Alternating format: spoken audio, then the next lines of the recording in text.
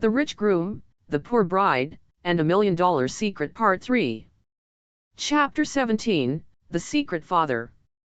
The past doesn't knock when it returns, it breaks down the door. And on a windswept Thursday morning, Rafael De la Vega walked through the doors of the La Vega International for the first time in 4 years.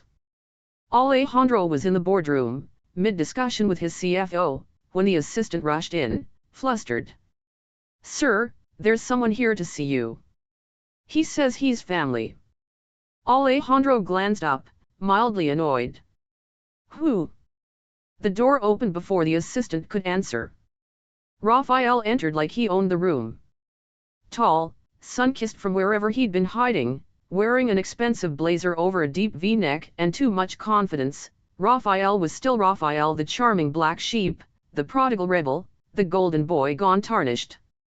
Alejandro's blood went cold. "Hello, hermano," Rafael said with a crooked grin.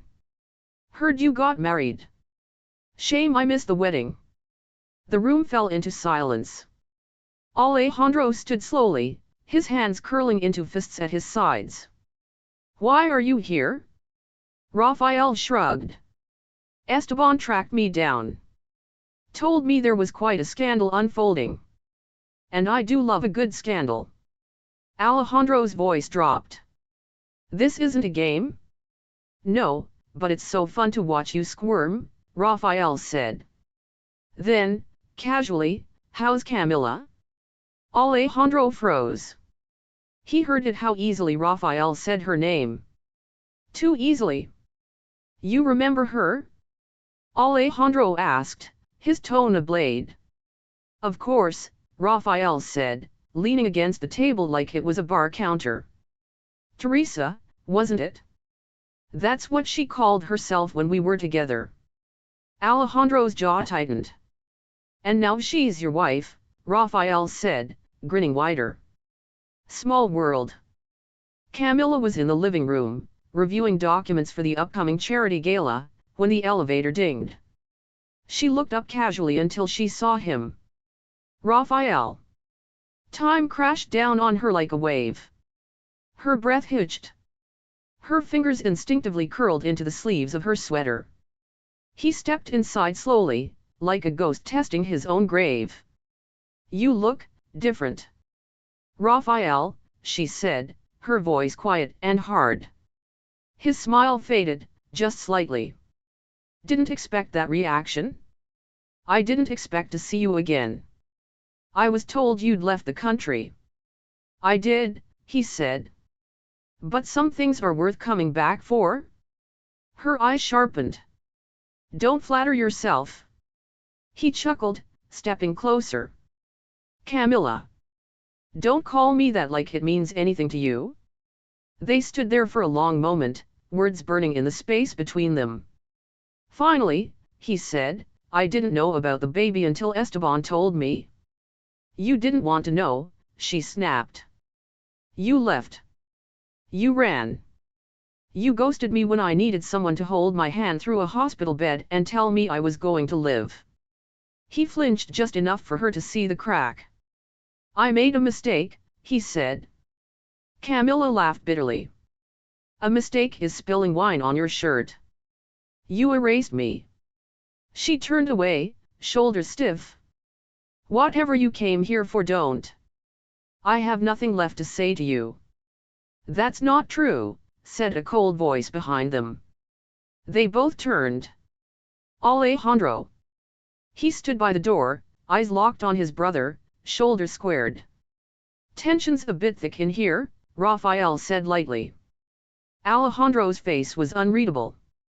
"Get out. I just got here. I should have buried you when I had the chance." Rafael grinned. "Then you'd never know the truth." Alejandro stepped forward, dangerously close. "You don't get to talk about truth. Not after what you did to her." Camila's voice cracked through the tension. "Alejandro, don't." But it was too late. "You think showing up changes anything?" Alejandro hissed. "You think she wants closure from you? She built her life back without you. She survived you. Raphael raised his hands in mock surrender. Touchy. You two really sold the love story well. Alejandro stepped between them, blocking Raphael's line of sight. This marriage may have started as a transaction. But what we have now, it's more real than anything you've ever been part of. Camila stared at him. It wasn't just defense. It was declaration. Raphael's grin slipped. Guess I'm late to everything these days. He turned, walking toward the elevator. But don't worry. I'll be around.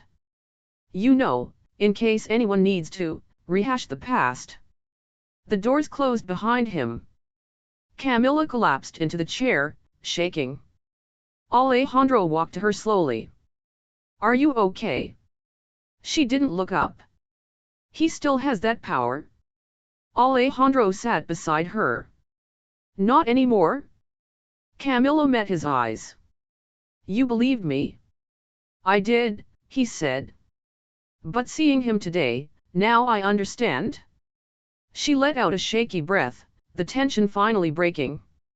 Alejandro reached for her hand, and this time, she didn't pull away. Because Raphael may have returned. But it was Alejandro who had stayed. Chapter 18, The Confrontation. The air in the De la Vega penthouse had never felt heavier. For days, Raphael's reappearance had lingered like smoke, acrid, inescapable, choking out the fragile peace Camila and Alejandro had started to build. Camila had barely eaten. Alejandro, ever the picture of control, moved like a man trying not to shatter glass underfoot.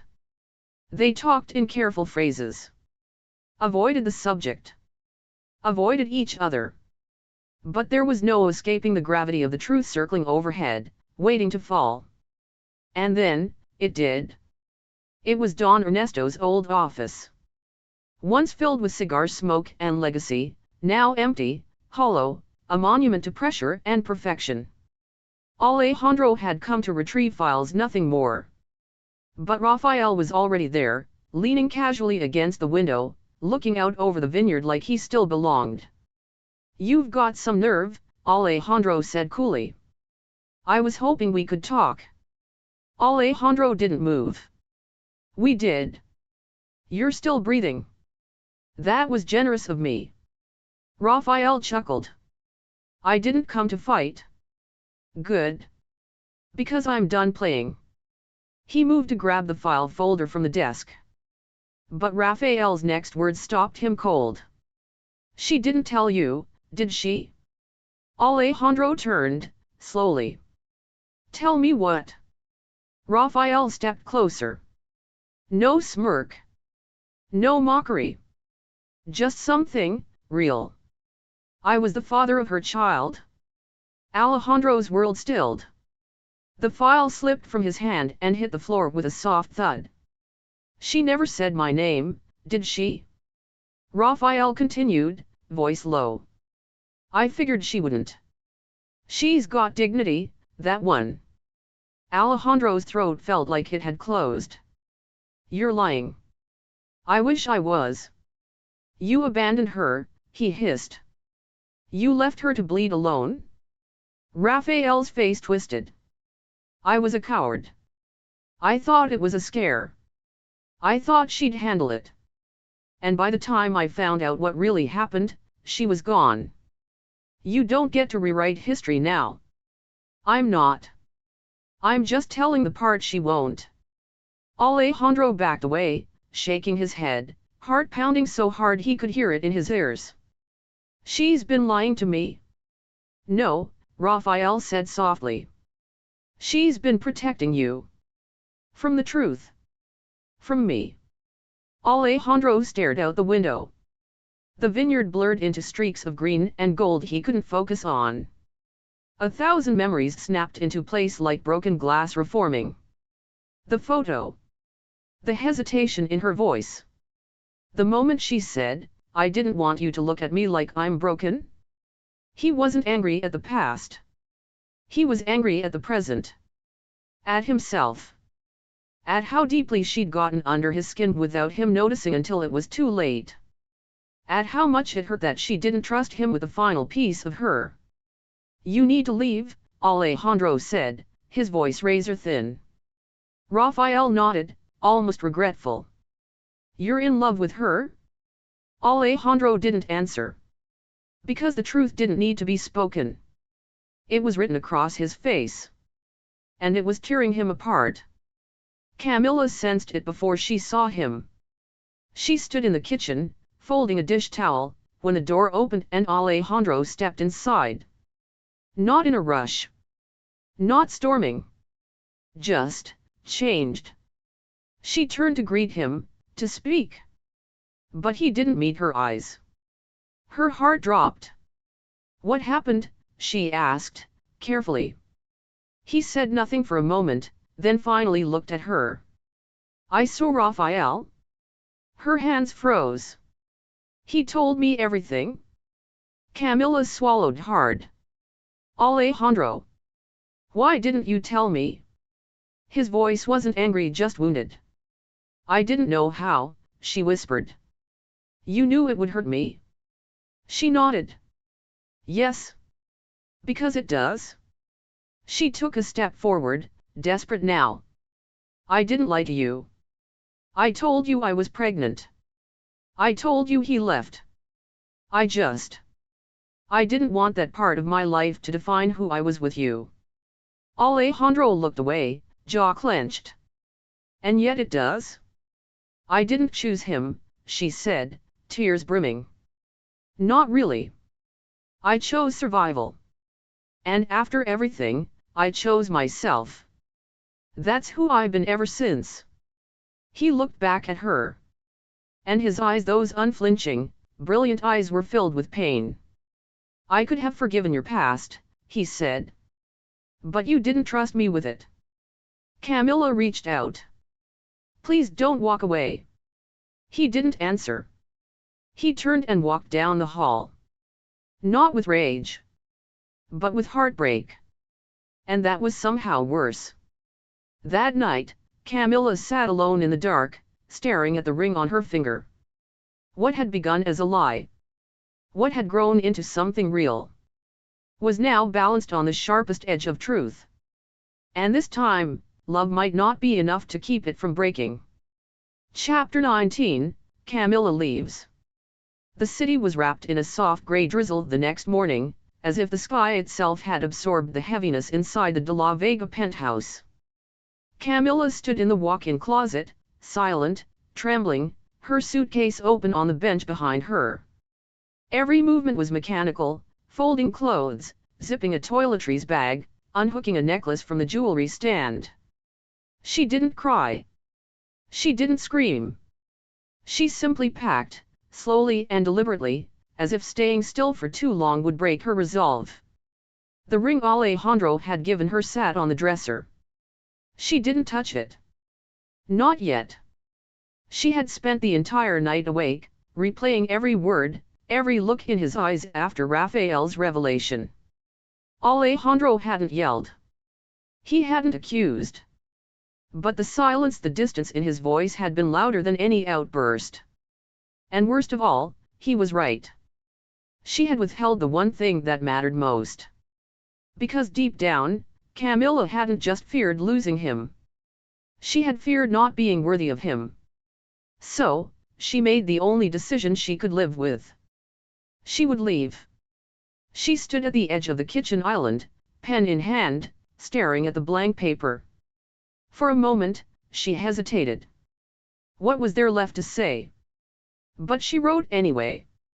Alejandro, I never meant to hurt you.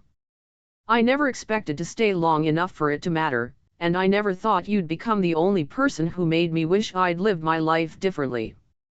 I don't deserve you, not as a husband, not as a man.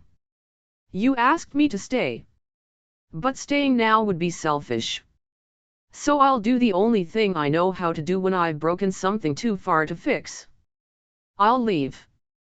Please don't look for me. This time, I need to disappear on my own terms. Camila. She folded the note and placed it neatly beside her ring. Then she turned and walked out. The first thing he noticed was the silence. Not the comfortable quiet of two people coexisting, but the emptiness of absence. The second thing was the open space in the closet. And the third was the note. He read it once. Then again. Then again. Each line carved deeper. He held the ring in his palm like it was a ticking bomb. His hands trembled. Diego called 15 minutes later. Everything's ready for the estate vote, Alejandro. We're down to 29 days. Just keep the marriage intact, and the shares are yours. Are you with me? Alejandro didn't answer. Not yet. Because something inside him had started to split. And the question clawing at his ribs wasn't about money anymore. It wasn't even about the lie. It was about truth and whether he'd been too proud to see hers for what it was. Not a betrayal. But a survival story. Camila had left not because she didn't love him. But because she did. Enough to walk away without dragging him through the wreckage of her shame. He stood there for a long time, the note crushed slightly in his fist. And for the first time since their wedding day, Alejandro De la Vega didn't feel like a man who had won anything. He felt like a man who'd just realized he might have already lost everything that mattered. Chapter 20, The Grandfather's Wool. The sun barely broke through the clouds the morning Alejandro received the call. He was sitting in the library, Camila's letter still folded in his jacket pocket, when his phone buzzed. One glance at the screen made his stomach turn. Isabella. He's asking for you. Now. Alejandro didn't need to ask who. Don Ernesto de la Vega, his grandfather, his mentor, his judge, was dying. The old man had been fading for weeks, tucked away in the upstairs wing of the estate, surrounded by doctors and shadows. But Alejandro hadn't visited. Not since Camila left. Pride had kept him away, and perhaps guilt. Guilt for pretending too long. For letting the old man believe in a love that had started as a lie. Now, it was too late to clean that up. But maybe not too late to face it. Alejandro stepped into the room quietly. It smelled like eucalyptus and sterile hope. Machines beeped in steady rhythm. The curtains had been drawn to allow soft light over the towering mahogany bed where Don Ernesto lay, thinner than Alejandro remembered, but eyes still sharp. I was beginning to think you wouldn't come, the old man rasped. Alejandro stood at the foot of the bed. I wasn't sure you wanted me to. Don Ernesto gave a faint chuckle. When has that ever stopped a De la Vega? Silence settled between them. Then, without preamble, Ernesto said, she left. Alejandro blinked. You know. I know everything, the old man said. I always have. Alejandro stepped forward, jaw tense. The marriage was fake, Ernesto finished, waving a bony hand. I'm dying, not stupid. Alejandro looked away, ashamed. It started as a lie. I won't insult you by pretending otherwise. I don't need the lie, Ernesto said, voice softening. I only ever needed the truth. And the truth, Alejandro, is that she changed you. Alejandro met his grandfather's eyes. I saw it, Ernesto continued. In the way you looked at her. The way you listened more, clenched your jaw less. The way you, God help me, even smiled at that ridiculous charity gala. Alejandro let out a faint, broken laugh. She brought you back to life, Ernesto whispered. And that's worth more than 100 signed wedding licenses. Alejandro sat in the chair beside the bed, his voice low. But I betrayed you. I used your will like a lever. No, Ernesto said. You obeyed it. And then you exceeded it. He turned his head slowly, wincing in pain. Camila isn't perfect. She's made mistakes. But she has something that no one else in this family does: humility. Courage. Grit. She didn't just survive the fire, Alejandro. She walked through it barefoot, and she's still standing. Alejandro swallowed hard. I don't know if she'll ever come back. Ernesto smiled faintly. Then go get her? Alejandro was silent for a moment. Then he asked, why did you make the clause in the first place? The marriage requirement. The old man sighed. Because I knew money wouldn't keep this family together. It tears us apart. Always has. But love, even a spark of it, that's what changes men like you. He motioned to the nightstand. There's a sealed envelope. Take it. My lawyer knows when to file it. It overrides the previous version. Alejandro picked it up. It was thick. Heavy. The new will. You rewrote it? He asked. Ernesto nodded weakly. The moment I saw you look at her like she wasn't just a pawn? Alejandro felt his throat tighten. I don't care if it started as fake, Ernesto whispered. All I ever wanted was for you to find something real. His eyes began to flutter closed. Don't waste it, hijo. Alejandro stood and leaned down, taking the old man's hand. I won't.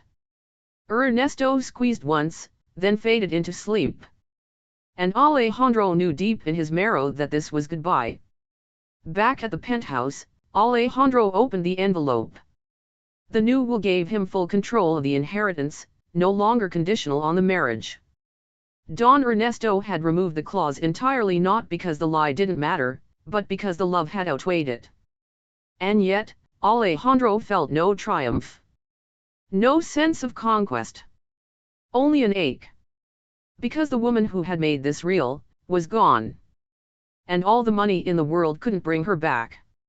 He looked out over the city lights, wind whipping around him like a dare. And for the first time since Camila left, he let himself whisper the one truth he hadn't said aloud.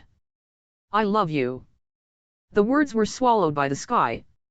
But they were real. And now, he just had to find her. Before it was too late. Chapter 21, A Letter from Camila. Alejandro hadn't left the penthouse in 2 days. He told the press he needed privacy. Told his lawyers he needed space. Told his team to handle the board votes without him. But the truth was simpler than that. He was waiting. For what, he didn't know. For her to come back? For closure? For a sign? What he didn't expect was the envelope slid under his door, sealed in plain white paper, addressed in looping, careful handwriting he recognized instantly. Camila. He stared at it for several long moments before picking it up, heart pounding. The envelope was light 1 page. But it felt like it weighed more than any will, contract, or inheritance in the world. He opened it with shaking hands. Alejandro. If you're reading this, it means I didn't have the courage to face you again. I meant to say all of this before I left, but the words never came out the way they should have. I'm not running this time, not really. I'm just giving you back your future. A clean one.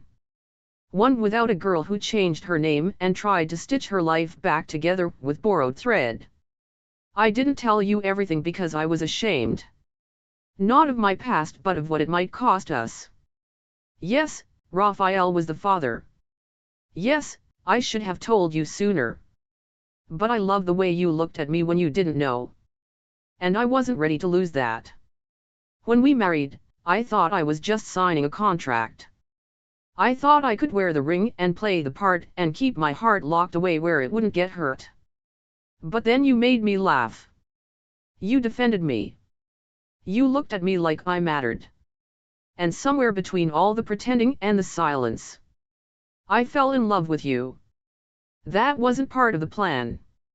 That wasn't supposed to happen. But it did. I love you, Alejandro.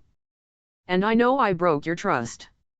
But I wanted you to know before everything falls into place for you, before you win the company, the board, the legacy. That none of that compares to what we built in the quiet. The nights watching storms. The kiss at the gala. The moments when the lie became the only thing in my life that felt real. I'm sorry for what I hid. I'm not sorry for what I felt. Camila. P.S. If you ever find a place where the truth can live without fear, I'll be there. Alejandro didn't move for several minutes after finishing it. The words blurred on the page, but they were already etched into his skin, into his bones. Her love, so fragile, had lived behind armor. And yet she had chosen to give it to him anyway. Not in person. Not with a kiss. But on paper, because it was the only way she knew how to speak without trembling. And now he understood.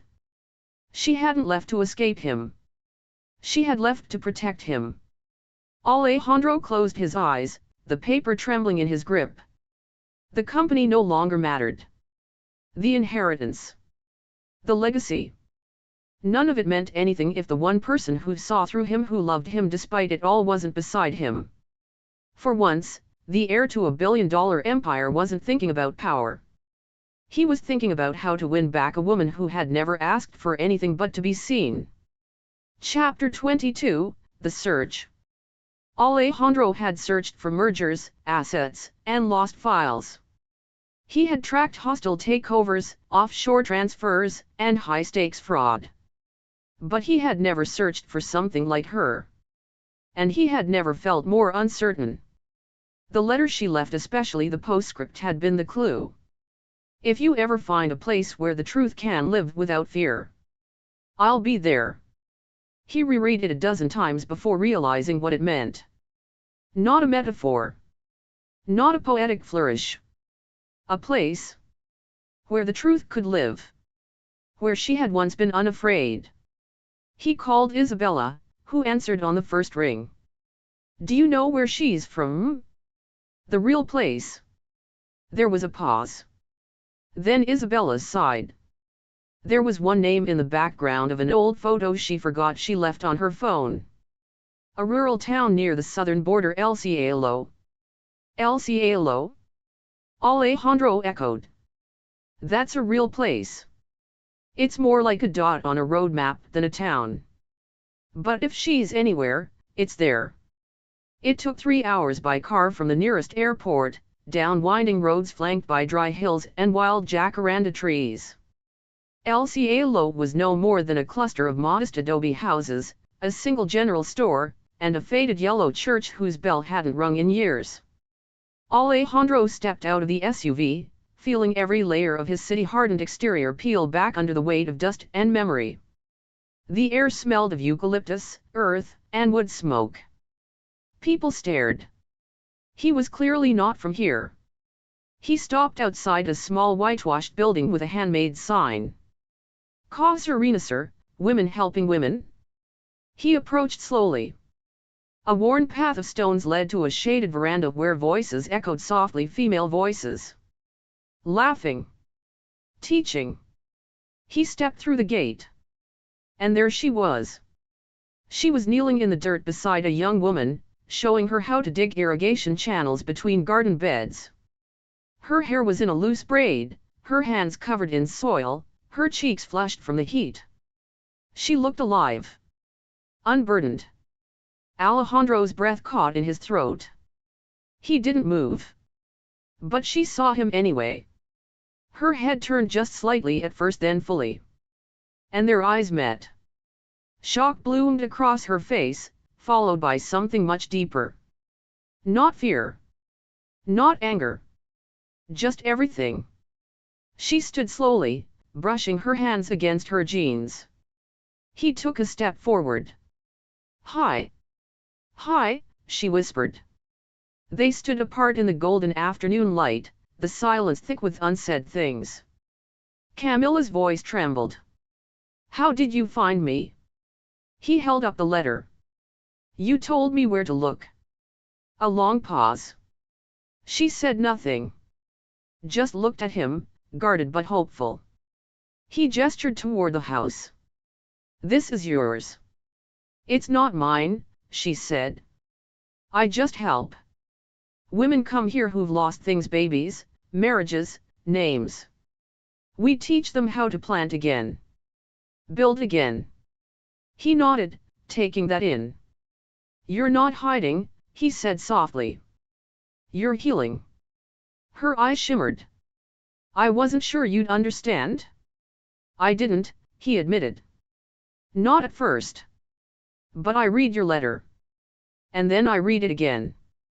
And then I asked myself when I stopped being the man who could see people clearly. Camila stepped closer. Why are you here, Alejandro? He swallowed. Because I realized that everything I fought for, money, power, legacy, none of it means anything if I have to live it without you. She stared at him, heart in her throat. I'm not here to demand anything, he added. Not an explanation. Not forgiveness. Not even your love. A pause. But I'm hoping, he said quietly, that maybe, just maybe, you still feel it. Camila looked down. Then slowly she nodded. Tears escaped the corners of her eyes. I never stopped, she whispered. He crossed to her in 2 strides, his arms wrapping around her like the end of a storm. She sank into him with a sob that was both apology and absolution. The jacarandas whispered above them. The mountains stood watch in the distance. And for the first time since their lie became real, Camila and Alejandro stood on ground not built on contracts or secrets but on truth. She pulled back just enough to whisper. Welcome to El Cielo? He smiled through his tears. You've always been my heaven? Chapter 23, The Proposal Again. The sun dipped low over El Cielo, bathing the valley in molten gold. Orange light filtered through the trees as birds settled into their branches and a soft breeze swept over the dusty fields. Somewhere in the distance, someone played a Spanish guitar, and children's laughter echoed down the quiet road. Camila stood on the porch of the modest Casa Renacer, arms folded across her chest, watching Alejandro help an elderly woman carry bags of grain to the back door. She couldn't stop smiling. This version of him, the one without the watch, without the shield, without the walls, felt like someone she had always known, even when she didn't. She stepped off the porch slowly, wiping her hands on her dress as she approached him. He turned to meet her halfway, dust on his sleeves, eyes sparkling with something quieter than pride, but stronger than peace. Learning how to be useful yet? She teased. He chuckled. I have a whole new appreciation for composting. They stood face to face, the moment rich with unspoken things. Camila looked down briefly. You don't have to stay, you know. I know, he said, and then, but I want to. Her heart stuttered. I came here to find you, Alejandro said softly, but now I realize I came here to find myself, too. She blinked back tears. You're not who you were? No, he agreed. But I don't want to be. I want to be the man who fought for something honest. Who earned what matters. Who chooses love, not leverage. Camila opened her mouth to reply, but stopped as he reached into his pocket and pulled out a small, velvet box. Her breath caught. Alejandro stepped back, then slowly, deliberately lowered himself onto one knee. Not like the first time. This wasn't a negotiation. There were no lawyers. No deadlines. No inheritance hanging overhead. Only him. Only her. Only this moment. Camila Teresa Rivera, he began, his voice unsteady but sure, you were never supposed to be more than a name on a page. A solution. A clause. But somehow, you became my storm. My stillness. My truth. Her lips trembled, eyes wide. I know I can't undo what we've been through. I can't erase how it started. But I can promise you this, from this day forward, it's real. All of it. He opened the box. Inside was a ring unlike the first, simpler, elegant, no ice or dazzle. A single gold band with a small sapphire set in the center. "The first ring was for the world," he said. "This one's for us." Camilla's tears spilled over. She dropped to her knees in front of him and cupped his face with both hands. "I don't need perfect," she whispered. "I just need you." "So, is that a yes?" he asked with a crooked smile. "It's a forever?" And when he slipped the ring on her finger, the sky above El Cielo cracked open in soft color rose, lavender, gold, like even the heavens had waited for this moment. This time, their kiss wasn't staged. It was real. And when their foreheads touched, and she whispered, "I love you," he finally said it back. Not because he had to. Because there was no other truth left to hold on to. Chapter 24, Esteban's Fall. Power built on lies always collapses louder than the truth. And in the final days before Alejandro's 30th birthday, the very deadline that once loomed like a sword over his future, everything finally unraveled.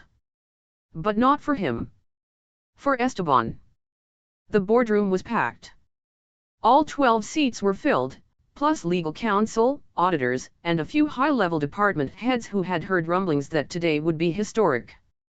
Alejandro stood at the head of the table, calm, composed, no longer a man performing for legacy, but leading it. Esteban walked in late. His usual arrogant stride was just a little too confident, his smile just a little too sharp. "Sorry," he said smoothly, removing his sunglasses. "Didn't realize we were holding trials today." "No trials," Alejandro said, sliding a file across the table. "Just facts." Esteban picked it up and opened it. What he saw made his smile falter. Alejandro nodded toward the file. "Offshore accounts. Shell companies. Fraudulent invoices created under the De la Vega humanitarian branch. You've been embezzling from our foundation for 3 years." Gasps swept the room. Mr. Ferreira, one of the oldest board members, narrowed his eyes. "Is this substantiated?" Diego, Alejandro's attorney, stepped forward with another file. "It is. We've traced every wire transfer, every fake contract. The authorities have already been notified." Esteban's eyes flared. "This is a setup." "No," Alejandro said, voice cool. "This is what happens when you spend your life trying to steal someone else's future instead of building your own." The double doors opened. 2 plainclothes investigators entered, flanked by security.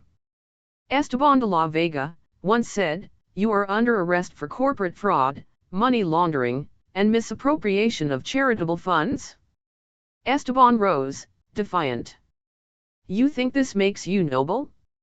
You still married a lie." Alejandro stepped forward, gaze unflinching. "And then I fell in love with the truth." The investigators cuffed Esteban.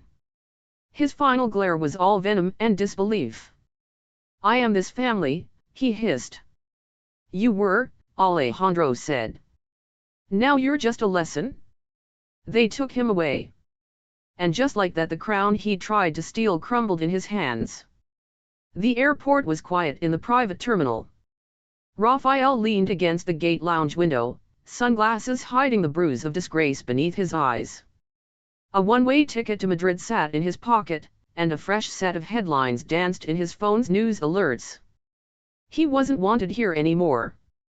Camila stood beside him not because she forgave him, but because she needed closure. "Why Spain?" she asked. Rafael shrugged. "It's far enough to start over. Close enough not to vanish." She nodded, arms folded. "I'm not going to ask you to forgive me," he said, "because I wouldn't. But I want to say this, for whatever it's worth." She waited. "You were the only real thing I ever had. And I destroyed it. You didn't deserve what I gave you." "No," she said gently. "But I did deserve an apology." Rafael blinked. "And now you have it." Camila nodded once. "Take care of him," Rafael added. I plan to. He gave her a faint smile, the most human she'd ever seen him. When he boarded, she didn't watch the plane take off. She didn't need to. The chapter had closed. Days later, at a formal press conference, Alejandro stood before the media and board alike. His arm rested lightly around Camila's waist. He wore no tie, no armor. Just clarity. With Esteban removed from the board, he said, and our charitable assets restored, I'm proud to announce the company's future will be rooted not in tradition, but in truth. A reporter raised a hand. Does that include your marriage? Alejandro smiled. It began with strategy. It ended in something real. If there's a better metaphor for business. I haven't heard it. Laughter echoed. Flashes went off. Later that night, Camila and Alejandro sat together in the vineyard behind the De la Vega estate, where the stars finally felt like they belonged to them. Do you think we made it? Camila asked, her head resting on his shoulder. Alejandro took her hand and looked out at the rows of vines rebuilt, blooming. No, he said. I think we're just beginning. Chapter 25, The Real Marriage. The chapel was small. Not grand. Not gilded. Not dripping with chandeliers or sculpted marble. Just stone, sunlight, and silence, the kind of place built not for spectacle, but for promises. Camila stood before the mirror in a modest, elegant ivory dress.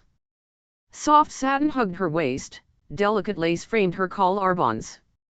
Her hair was pinned with white gardenias, a nod to the flowers that once grew behind her grandmother's home.